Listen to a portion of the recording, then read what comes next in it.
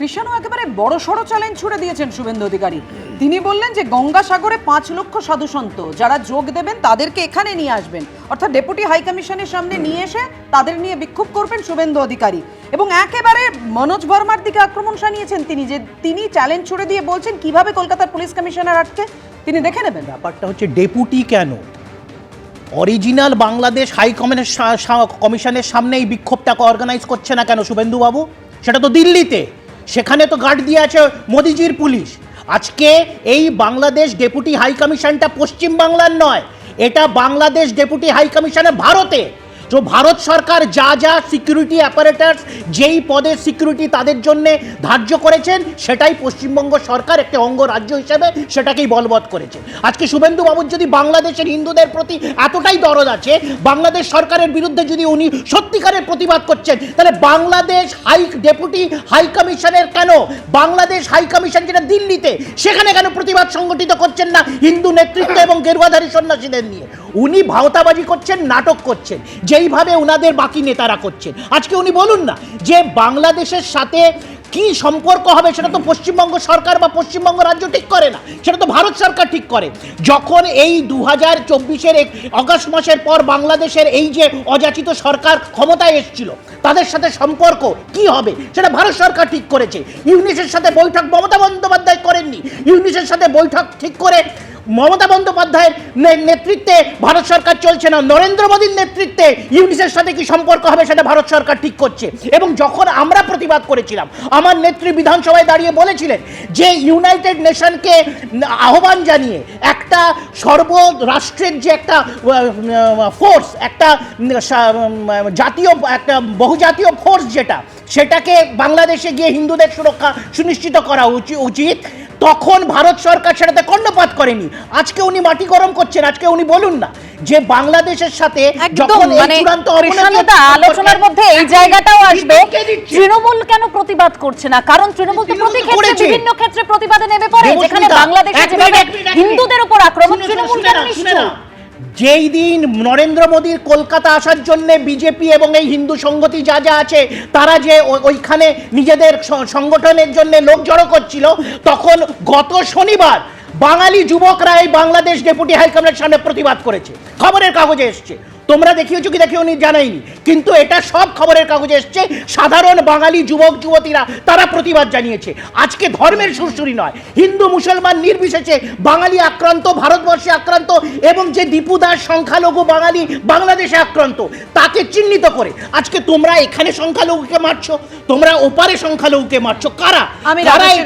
কারা এটাতে নিজেদের রাজনৈতিক স্বার্থ চরিতার্থ করছে? আজকে আমি তো আবার বলছি, ভারত সরকার ঠিক করুক না যে বাংলাদেশের সাথে আমাদের বাণিজ্য সম্পর্ক। রাজস্বীর কাছে যাব। রাজস্বী, আজকে যখন এই 12 জনের জামিন দেওয়া হলো, এই জামিনের বিরোধিতা করে পুলিশ যেটা বলেছে যে এটা হিমশৈলের চূড়া মাত্র, এদেরকে যদি ছেড়ে দেওয়া হয় তাহলে পরবর্তীতে সমস্যা হতে পারে।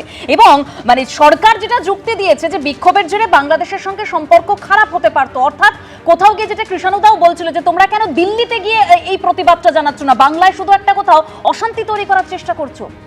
আজকে 26শে ডিসেম্বর 1704 আজকের দিনে গুরু গোবিন্দ সিংয়ের 2 ছেলে নাবালক শিশুপুত্র সাহেবজাদা জোরাওয়ার সিং এবং সাহেবজাদা ফতেহ সিংকে অরঙ্গজেবের আদেশে তার গভর্নর ওয়াজির খান জ্যান্ত দেওয়ালে পুঁতে দিয়েছিল। 4 মুহে সো ক্যা হুয়া জীবত কই হাজার বক্তব্য রেখেছিলেন গুরু গোবিন্দ সিং। সেদিনের অরঙ্গজেব, সেদিনের ওয়াজির খান, আজকের ফিরাদ ববি হাকিম, আজকের হুমায়ুন কবির, আজকের সিদ্দিকুল্লাহ চৌধুরী যা কথা বলছেন, এবং ওপারের ইউনিস একই ভাষায় একই সুরে একই শব্দে কথা বলে যাচ্ছে। মোদি তার সাথে আমি তো তোমার সময় কোনো কথা বলিনি। আমি গণতান্ত্রিক ভারত, সংবিধান প্রতিষ্ঠিত ভারত, তার সাথে তুমি মুঘল আমলের তুলনা করছো। আমি তো তোমার সময় বলিনি, তুমি তো অনেক উল্টোপাল্টা কথাগুলো বলেছো। তোমার উল্টোপাল্টা কথাগুলো রাজনৈতিক কর্মী। তুমি বলো, তাই তুমি বলো। না রাজনৈতিক কর্মী, তুমি মুঘল আমলের সাথে দুজনই বিরোধ করছে। ব্যক্তিগত স্তরে যেন আক্রমণ না যায়। একটু রাজস্বীকে বলতে সুযোগ দাও। কৃষাণু, আবার তোমার কাছে আসবো, একটু রাজস্বীকে বলতে সুযোগ দাও। অবশ্যই তোমার প্রতিবাদ থাকলে তুমি জানাবে।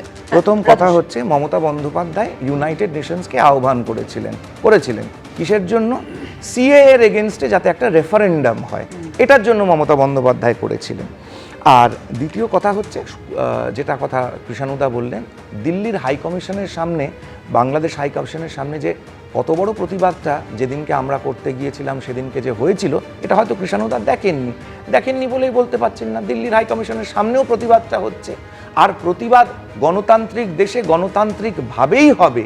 এবং সেদিনকে পুলিশ কোনো আঘাত পায়নি, আমি নিজে সেখানে উপস্থিত ছিলাম। মার আমাদের কার্যকর্তারা খেয়েছে, সেখানে উপস্থিত সাধারণ হিন্দু যারা লোকজন ছিলেন তারা মার খেয়েছে, তাদেরকে হাসপাতালে নিয়ে যাওয়া হয়েছে, মাথা ফেটেছে, রক্ত বেরিয়েছে, সেগুলো প্রত্যেকটা চ্যানেলে তোমরা দেখিয়েছো। কিন্তু এটা সম্পূর্ণ বাজে কথা যে পুলিশকে আঘাত করা হয়েছে, পুলিশকে কোনো আঘাত করা হয়নি।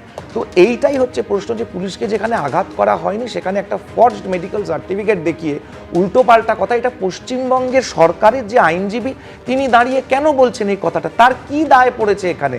বাংলাদেশ সম্বন্ধে সেখানে শান্তিপূর্ণ একটা প্রতিবাদ হচ্ছে, সবাই গিয়ে সেখানে বসে পড়েছে, পুলিশ সেখানে লাঠি চালাতে গেল কেন? দুটো প্রশ্ন খুব নির্দিষ্টভাবে। প্রশ্ন এক, যে তোমাদের দলই কেন্দ্রীয় সরকারে রয়েছে, সেখানে তোমরা নির্দিষ্টভাবে কেন শীর্ষ নেতৃত্বের কাছে এই প্রসঙ্গে বলছো না যে ভারত স্বরাষ্ট্রমন্ত্রকের তরফে একেবারে কড়া বার্তা দেয়া হোক?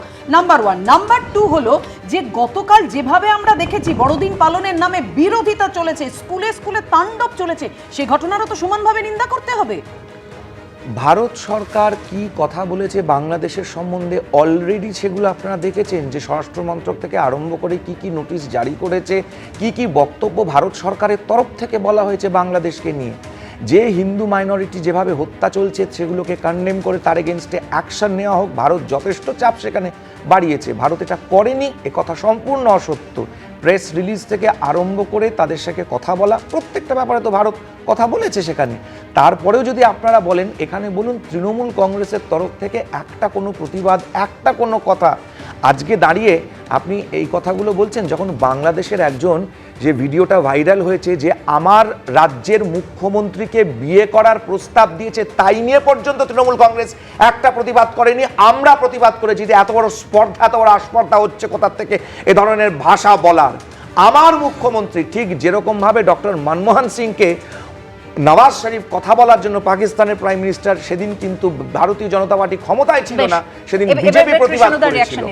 দেখো পরিষ্কার কথা না, হচ্ছে এখানে প্রশ্নটা একদম নির্দিষ্ট। ওড়িশার রাজ্যের শ্রমিককে পিটিয়ে খুনের ঘটনায় যতটা তোমরা সরব, বাংলাদেশের ঘটনায় যেভাবে আমরা সমানভাবে সরব, কিন্তু আমরা বলি পররাষ্ট্র হচ্ছে ভারত সরকার। ভারত সরকার পররাষ্ট্র যা নীতি নেবে, তৃণমূল সেটাকে সমর্থন এবং অনুসরণ করবে। আমাদের স্পষ্ট দলগত ঘোষণা এটাতে, যে ভারত সরকার যা পররাষ্ট্র নীতি ঠিক করবে তার বিরোধিতা আমরা করব না। আজকে বিজেপি বলুক না যে বাংলাদেশের সাথে আমরা বাণিজ্য প্রত্যাহার করলাম, আমরা তো এটা বিরোধিতা করছি না।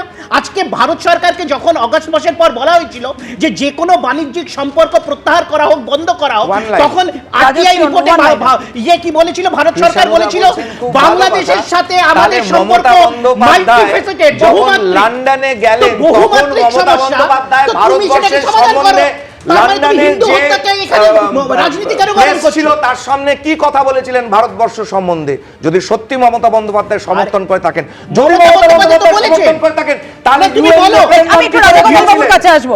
রাজাগোপাল বাবু, যদি আমরা এইভাবে ধরি, গত মঙ্গলবার যে ঘটনা দেখেছি এবং আজকে ডিসেম্বরের 26 তারিখ বাংলাদেশে হিন্দুরা আক্রান্ত হচ্ছে, খুন হচ্ছে, প্রতিবাদে সরব সবাই, কিন্তু ভোট বাক্স অবধি এই যে রাজনীতিটা, এটা নিয়ে যেতে পারবে বিজেপি? এবিপি আনন্দ, এগিয়ে থাকে, এগিয়ে রাখে।